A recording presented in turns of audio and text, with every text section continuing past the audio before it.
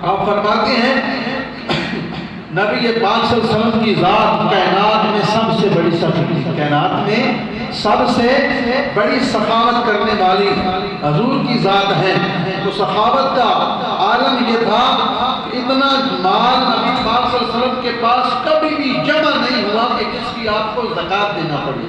یعنی مال ساڑھے کڑ ہوتا ہے، زکوٰۃ اس مال پہ ہوتی ہے جدے تے پورا سال گزر جاوے، یعنی مال ضرورت تو زیادہ ہے اور اس کے اوپر پورا سال گزر جائے اس پر زکوٰۃ ہے۔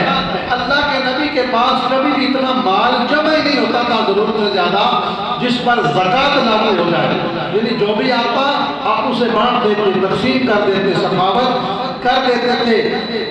تو نبی پاک صلی اللہ علیہ وآلہ وسلم آپ فرماتے ہیں کہ اگر بہت پہاڑ جتنا بھی مجھے سونا مل جائے، میں قرض ادا کرنے کے بعد وہ سارا سونا 3 دنوں میں لوگوں میں تقسیم کر دوں، بانٹ دوں۔ یہ ہے میرے آقا کی سخاوت کا عمل۔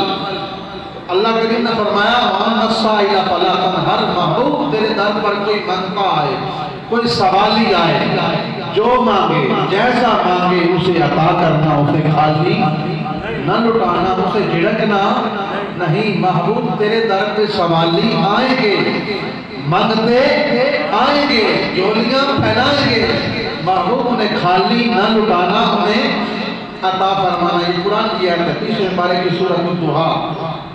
سیدنا حضرت سیدنا جابر رضی اللہ تعالیٰ عنہ فرماتے کہ ما سئل النبی عن شیء قط فقال لا، یعنی آپ فرماتے ہیں کہ نبی پاک صلی اللہ علیہ وسلم کی زبان سے کبھی بھی ہم نے لا نہیں سنا، یعنی کسی نے سوال کیا ہو اور حضور نے لا کہا ہو کہ نہیں میرے پاس نہیں ہے، حضور نے کسی کے سوال پر نہیں لا نہیں کہا، تو اس لیے حضور عطا فرمانے والے تھے۔